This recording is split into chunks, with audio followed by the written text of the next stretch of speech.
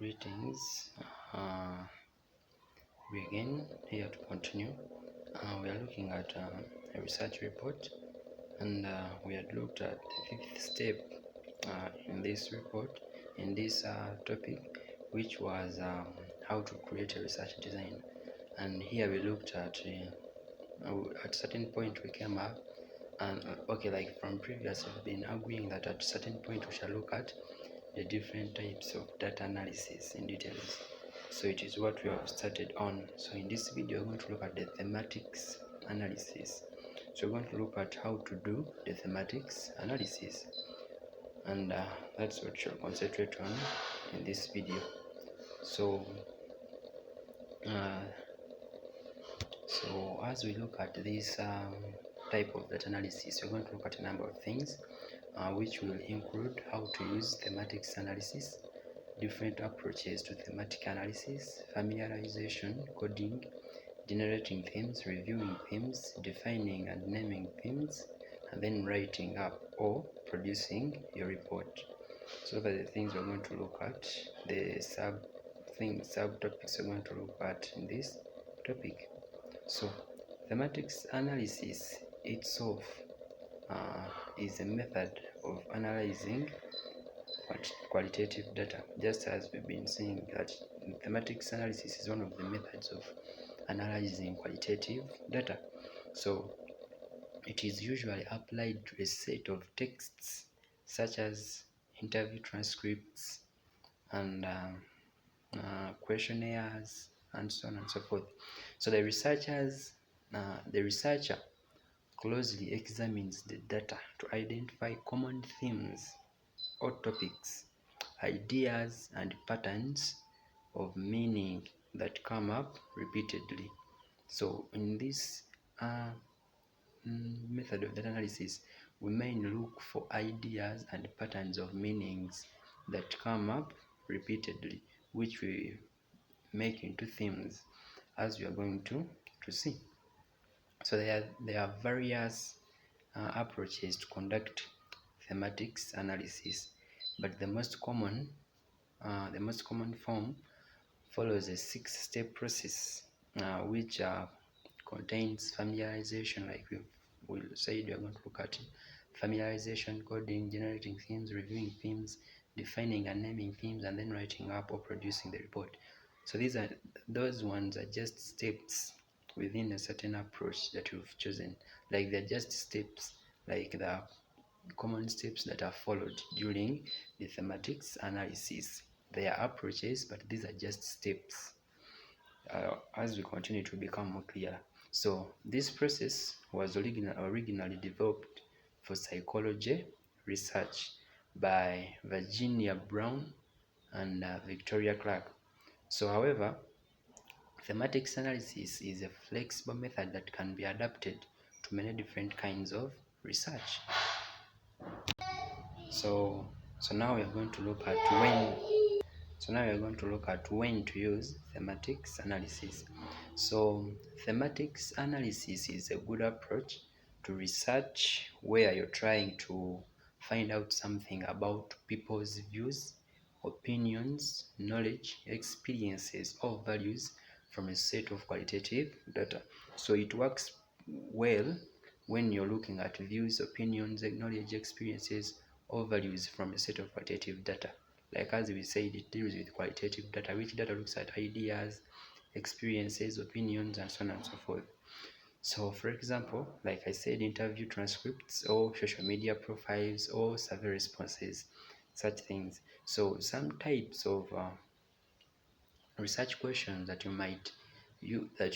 may require you to use thematics analysis to answer may include, though not limited to this, just giving some examples of questions that you can actually use thematics analysis to answer. So questions like, how do patients perceive doctors in a hospital setting? What are young women's experience on dating sites? What are the non-expert ideas and opinions about climate change? How is gender constructed in high school history teaching? So such questions. So to like any question that call for ideas, opinions, experiences, they are better to like the data for those questions is better to analyze using the thematics analysis. So to answer any of those questions, you would collect data from a group of relevant participants and then analyze it. So thematic analysis allows you a lot of flexibility in interpreting the data and allows you to approach large data sets more easily by sorting them into broad themes. So when you look at thematics analysis, it is flexible. Just as we said, qualitative methods of data analysis are flexible. They are not fixed as those of quantitative. Yeah. However, it also involves the risk of missing nuances, or like you may miss out the very slight differences in the meaning. It involves a risk of losing out or missing out on those differences in meanings in the data. However, thematics analysis is often quite subjective and relies on the researcher's judgment. So you have to reflect carefully on your own choices and interpretations, because most of this type of analysis relies on the researcher's judgment, or you as the researcher. It depends on your judgment that you make as you're analyzing the data. So you must pay close attention to the data to ensure that you're not picking up on things that are not there, things that are not in the data, or not obscuring things that are there. So you should be careful. So let's look at the different approaches to thematics analysis. So once you've decided to use thematics analysis, there are different approaches to consider. We have like 4 approaches, but these two vary. Like the first two, we have the first one and the other two, but they deal with different aspects. So there is a inductive approach and then deductive approach. So inductive approach involves allowing the data to determine your themes. Like for example, let's say you have a sets of data that you want to deal with. You either, as you start to deal with this data, you have to make 2 decisions. Either you allow the data to determine your themes, the themes that you're going to use, or if you allow the data to determine the themes you're going to use, then that is inductive approach. But if you if you decide to choose your own themes based on your theory or existing knowledge about the topic you're studying, then that is deductive approach. Like deductive approach involves coming to the data with some preconceived themes you expect to find reflected there based on theory or existing knowledge. So those are the first 2 approaches. So those ones apply in the aspect of theme. That's why I say that each of these, they are 4, but every 2 apply in a particular aspect. These ones apply in the aspect of themes. Are you going to use themes as reflected by the data? Then that is inductive. Or you've already chosen your themes depending on your prior knowledge of that topic, which you want to which you're going to use as you deal with that data, then that is deductive. So something like that. So one thing you should know that you should ask yourself, does my theoretical framework okay, you should ask yourself as you start, does my theoretical framework give me a strong idea of what kind of themes I expect to find in the data? Then that is deductive. Or am I planning to develop my own framework based on what I find in the data? Then that is inductive. Because for inductive, you use themes as you've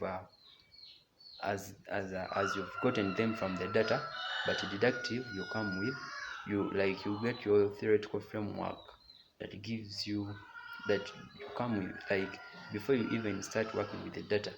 you have some themes you hope to use as you're dealing with this data. But then apart from that, there is the semantic approach and latent approach. So the semantic approach, these two also deal with a different aspect. So the semantic approach involves analyzing the explicit content of the data, whereas latent approach involves reading into the subtext and assumptions underlying the data. So as you begin, you should choose, as you're choosing which approach to use, you should ask yourself, am I interested in people's stated opinions? If you're interested in people's stated opinions, like what someone says, then that is semantics. Semantics looks at what has someone said.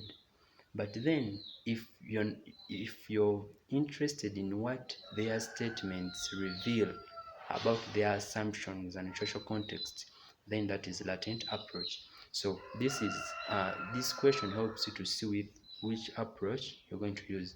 So implying that, let me give an illustration to help you better understand understand the difference between semantic approach and latent approach. Like for example, I may ask you a question, but as you give me the answer, my intention for the question may, so let's say I may ask you let's say I may ask you let me see. Okay, let me use this example.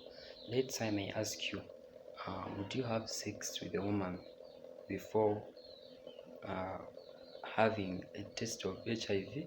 So the answer whatever answer you give me, there are two things. Either my interest is in your statement, or the assumption or social context behind the answer you give me. So you may tell me no, that is the statement. So I may be interested in the statement, like no, okay, he can't do that. But then my interest may instead be behind the social context, like what assumptions are there that you would actually not do sex before a test. The fact that you may be afraid of AIDS, you get? So that is the social context or assumptions underlying that statement. You may be afraid of AIDS, that actually if I have sex with a woman before checking before testing for HIV, this woman may have HIV, so I can't have sex with her. So something like that. So those are the two things. One, semantic approach focuses on the statement, like someone's opinion. Yet latent the latent approach focuses on the underlying assumptions and social context, something like that. So as we continue, you will clearly understand this. But then what you should know that you can use both of like you can't use semantic approach and latent approach at the same time, but you can use either semantic or latent, and you use it with inductive or deductive approach, something like that. But you can combine deductive and inductive. For them, they can be combined. So that is it. So let's say after you've decided thematics analysis, the right method for analyzing your data, and you've thought about the approach you're going to take, either semantic or latent, with inductive or deductive, anything of that kind. So having made that decision, then you can follow the 6 steps developed by Brown and Clark. So that's how these steps are called. They were developed by Clark and Brown. So these steps we mentioned them earlier, but we're going to look at them in details. The first step is familiarization. So familiarization is where is the first step to get to know our data. So it is important to get a thorough overview of all the data we collected before we actually start analyzing the individual items. So this might involve transcribing audio, reading through the text, and taking initial notes, and generally looking through the data to get familiar with it. So the intention of this is just to get familiar with the data. So you read through the entire data to get familiar with it. And then next step, second step, that is coding. So having familiarized yourself with the data, you need to code the data. So coding simply means highlighting sections of our text, usually phrases or sentences, and coming up with shorthand labels or codes to describe their content. Like we are going to have an illustration for you to easily understand this. So let's take a short example. Text. Say we are researching perceptions of climate change among conservative voters aged 50 years and above, and we have collected data through a series of interviews. So let's look at an extract from one interview and we see. So it will look like this. So this is our extract, interview extract. So we are going to look at this. We want to see how to code. So as you can see, on the left hand side we have the interview extract. Then on this side where there are bullets, we have the codes, which include uncertainty, acknowledgement of climate change, and so on and so forth. So when you look at this interview, someone says, personally, I'm not sure. I think the climate is changing, sure, but I don't know why or how. So anyway, when you look at this, we are going to code these words. But what you have to know is that as you're coding, your coding criteria or rules will depend on your research question and how it is to be answered. So for example, in this case, we are looking at people's perception of climate change. So as we are coding, we will look for phrases of interest or phrases that will answer our question. You get? So someone says, personally, I am not sure. So that phrase, I am not sure, it implies uncertainty. Someone is not certain about the climate changes or what causes them. You get? That is his perception. So we can code that and put it under uncertainty. That is a phrase. And then he continues to say, I think the climate is changing. So this person is aware the climate is changing. So he has acknowledged it. So we can put that under acknowledgement of climate. We go on highlighting. And then he continues, sure, but I don't know why or how. So that is another phrase of uncertainty. You get? Something like that. So as you continue, he says, who's to say they don't have their own reasons for pushing this narrative? So we can try to clarify that under distrust of experts. You get? So that's how we go on coding your interviews, like the interview, the data you've gotten from people. So your coding criteria follows your research question, and it will depend on that.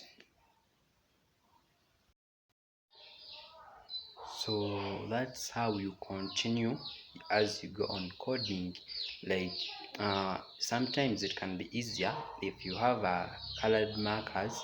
You go on highlighting, attaching each color to a different code.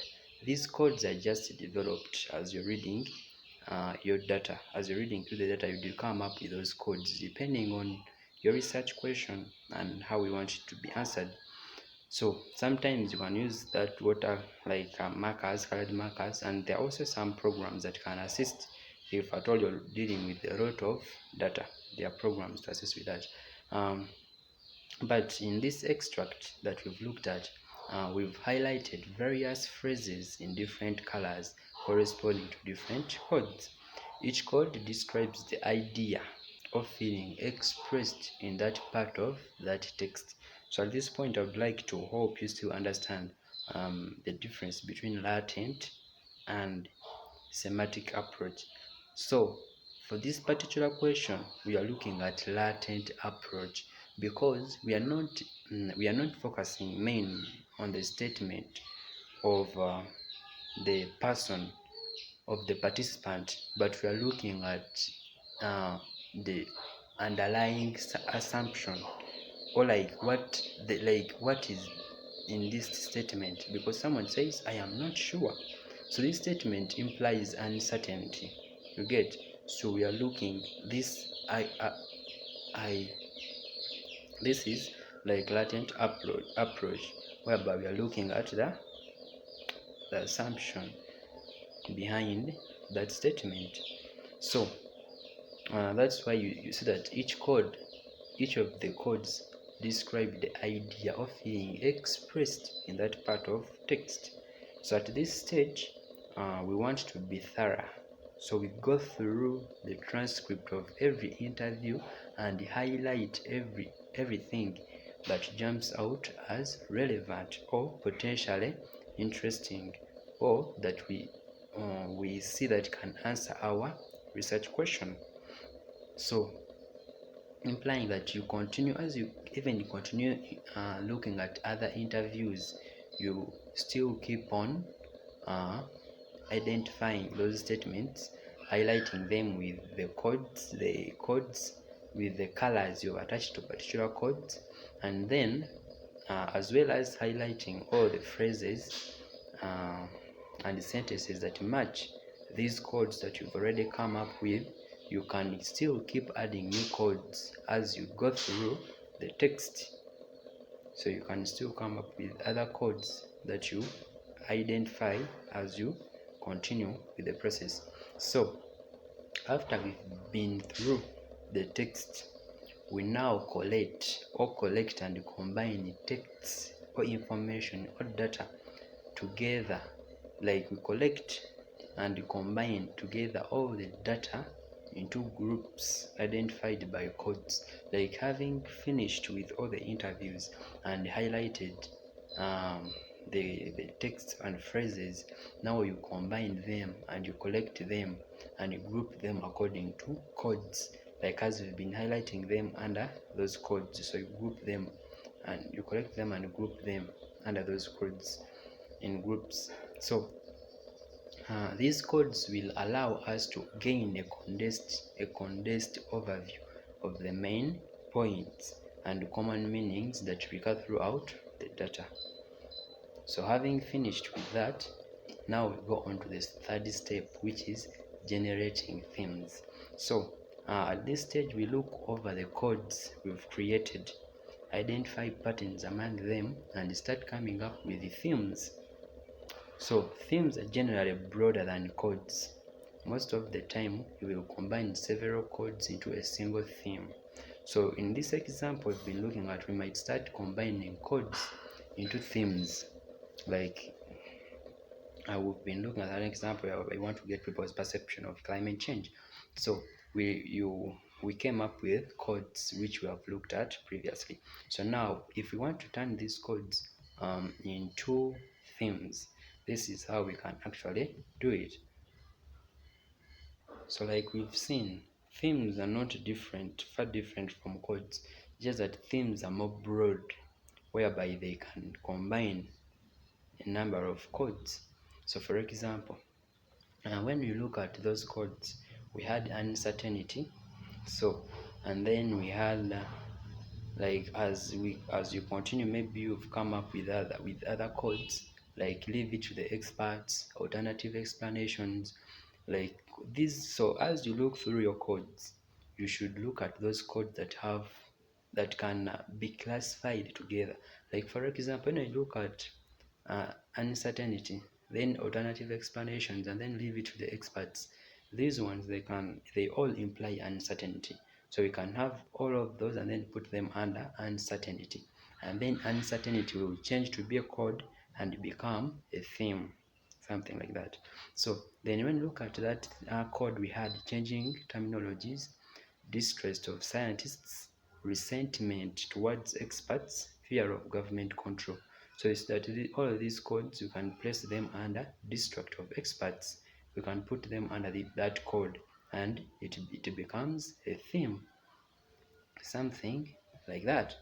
So what I'm trying to imply that generation of codes, generation of themes is just you're just reading, you just analyze your codes, and then you identify which of these codes can I combine under one code. Or in case there is, like we've seen for a certain case, we had to make a code a theme, like for something like that. So you can, that's what you have to do. Sometimes you may not necessarily use the existing code, but you group them and name them accordingly. So for example, another example is we had codes like incorrect facts, misunderstanding of science, and biased media sources. So when you analyze this misunderstanding of science, incorrect facts, and biased media sources, we can group all of these under misinformation. So for this case, you see that we've not used any code as a theme, but we've come up with a general name to imply all those codes. So meaning all those codes have been grouped under misinformation. So that's what I was trying to imply. Sometimes you may find that you may have a code and take it for a theme and combine it with others that have the same implication or can be grouped together. Or sometimes you may have to just rename all those codes, group them, and according to your judgment you rename them, something like that. Hope I'm clear. So at this stage, we might decide that some of our codes are too vague or not relevant enough. So if you look through and you realize that some codes are not relevant enough, like for example, because they don't appear very often in the data. If and a code does not appear often in the data, like it only appears twice or once, then you can deal away with that one, you can discard it. Or you may find that other codes might become themes in their own right, like we've been seeing, we've been turning codes into themes. We decided that uncertainty, which was a code, and we made it, it made sense as a theme with other codes incorporated into it, something like that.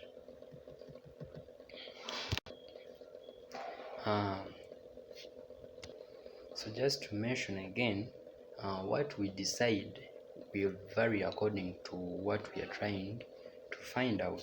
So we want to create potential themes that tell us something helpful about the data for our purposes. So that's how you, like, as you're making decisions which themes to take, which codes you have to depend, it will depend on what you're trying to find out. And you should, as you're trying to create themes, you should create potential themes that tell you something helpful about the data for the purposes you intend to, for your purposes. Then fourth step is reviewing themes. So when you look at this second step, reviewing themes, so now we have to make sure that our themes are useful and accurate, like they are useful and accurate representations of the data. So here we return to the data set, to our data, and compare our themes against the data. So we should identify, are we missing anything? Are these themes really present in the data? What can we change to make our themes work better? So those questions you should ask yourself as you're referring to the data, to see whether actually your themes are accurate and represented, they are useful and accurate. So if at any point you encounter problems with your themes, you might split them up, combine them, discard them, or create new ones. Whatever makes them more useful and accurate is what you go with. So for example, we might decide upon looking through the data that changing terminology fits better under uncertainty theme than under distrust of experts, since the data labeled with this code involves confusion and not necessarily distrust. So what does this step have to imply? It simply implies that having finished coding your data and generated themes, you have to analyze these themes as you compare them with the original data that you've collected and see, are they accurate and useful? Like, are there any changes I can make? Do I need to transfer, like to move, discard any? So you just have to compare those themes and see if they're really actually useful according to the data you're having. Then the fifth step is defining and naming themes. Being that you have a final list of themes, having finalized with your themes, it is time to name and define each of them. Like, defining themes will involve formulating exactly what you mean by each theme and figuring out how it will help you understand the data. So naming themes involves coming up with a a briefly and clearly expressed and easily understandable name for each theme. Like, having chosen your themes, you may choose to rename them, like in a way that is clearly expressed, brief, and easily understandable. And for example, we might look at distrust of experts as a theme and determine exactly who we may mean by experts. So in this theme, we might decide that a better name for the theme is distrust of authority or conspiracy thinking. So we are renaming it, something like that. And then defining what does it mean, or like you try to make it in a way that will be easily understood. And then the final step, this is the 60th step, which is the final step, that is writing up or producing your report. So having it done with all those procedures and analyzed the data, now you will write up your analysis of data. So like all academic texts, writing up a thematic analysis requires an introduction to establish our research question, aims and approach, and we should also include a methodology section describing how we collected the data, for example through semi-structured interviews or open-ended survey questions, and then explaining how we conducted the thematic analysis itself.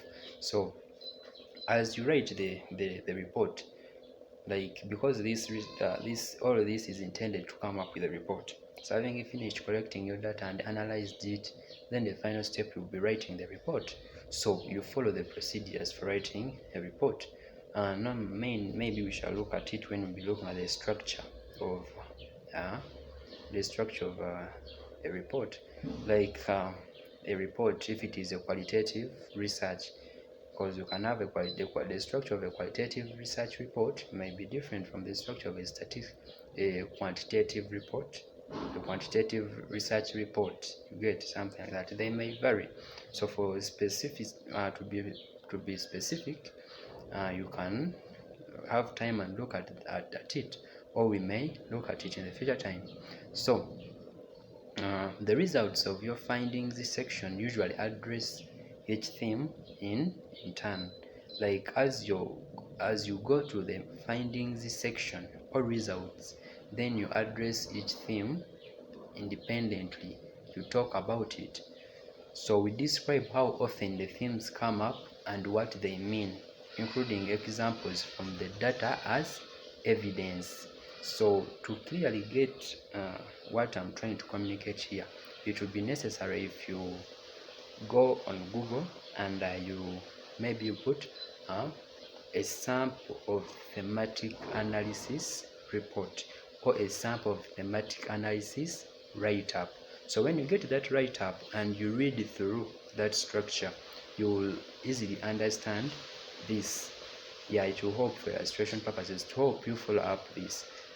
So because it is in the results of findings section, when you get that PDF, if you get a PDF from Google under that search, you can then go through. When you reach at this section, you will see that actually the themes are listed and then more details are given. And as you're giving details, at some point you should give evidence of the evidence from the data that you collected. What were these people actually saying? Sometimes you may have to quote them in your results. That is for evidence and to increase the credibility of your findings. So something like that. And then finally, the conclusion explains the main takeaways and shows how the analysis has answered your research question, something like that. So because this video has become very long, I may not take time to add an illustration of the structure of how this may be, but just take an effort and then go on Google and do as I've told you. Get a sample and then read through to help you to get this clearly. So like in our example that we've been looking at, perception of climate change, we might argue that the conspiracy thinking about climate change is widespread among older conservative voters, like as a conclusion. And then for this you point out the uncertainty with which many voters view the issue and discuss the role of misinformation in respondents' perception. So that's all about thematics analysis. I know the video is long, but I thought it wise not to cut it into parts. Yeah, to leave it as a whole to make it easier for someone if they get this part, not to bother again looking for another part. Yeah, so thank you for watching. Like it if it has been helpful. You can share with friends who may need it, and subscribe for more content. Thank you. God bless you.